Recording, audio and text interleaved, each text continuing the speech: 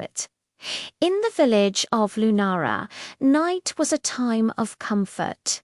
Never fear. The moon was a faithful companion, always rising round and bright.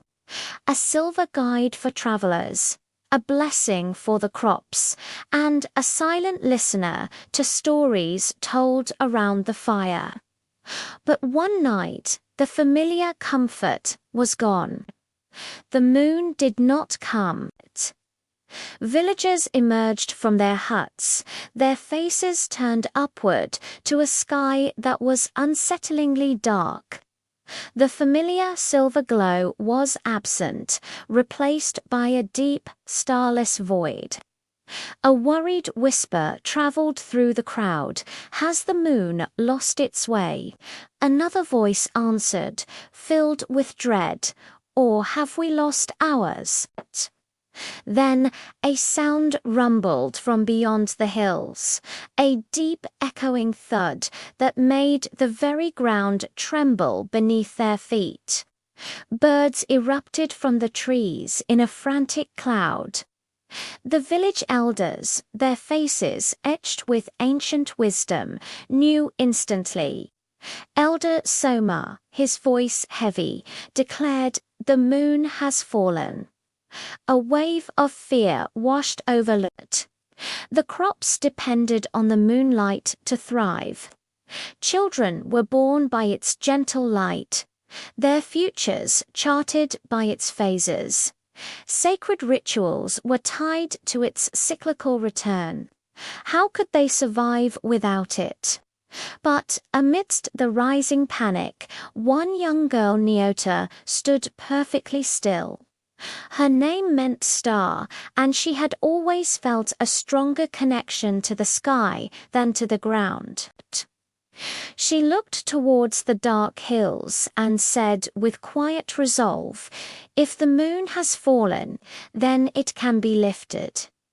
With the elder's blessing, Nyota ventured into the sacred forest, a place no one dared to enter after dark. The darkness was thick and heavy, but it felt alive, watchful. She walked for what felt like miles, her heart steady, until a faint wounded light guided her to a clearing. There it was. The moon, cradled in a hollow, its surface cracked like broken pottery, its glow weak and flickering. The ancient trees of the forest seemed to lean inward, as if in sorrow.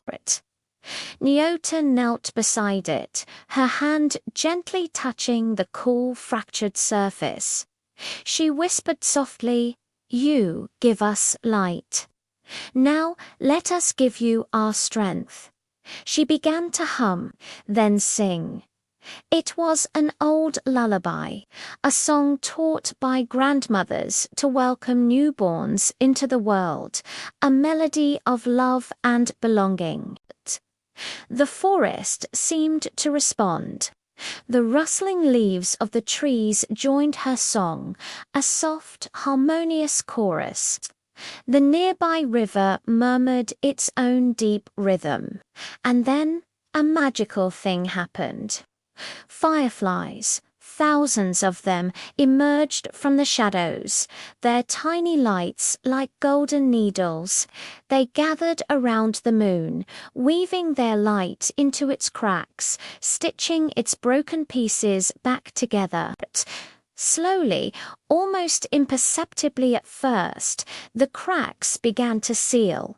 The moon's faint glow grew stronger, warmer. It stirred, and with a gentle rising sigh, it began to lift from the earth.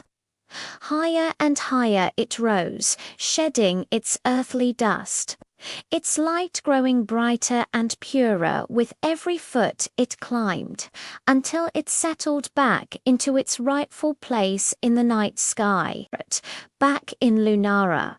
The sudden flood of moonlight washed over the rooftops. A collective gasp was followed by a roar of joyous cheers that echoed through the valley. The moon has returned. they cried, the sound of celebratory drums filling the air. Nyota returned at dawn, her steps weary but her smile radiant. Elder Soma met her at the edge of the village, his eyes full of wonder.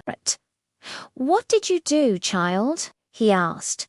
Nyota looked up at the perfectly whole moon, now fading in the morning light. "I just reminded the moon," she said, "that it was loved." From that night forward, the people of Lunara treated the sky not just as a distant wonder, but as family. And whenever the moon rose full and strong, it always seemed to shine just a little bit brighter over Nyota's home.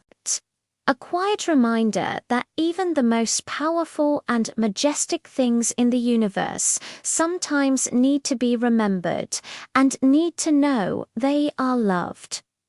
Thank you for watching. If you enjoyed this story, don't forget to like, subscribe, and share.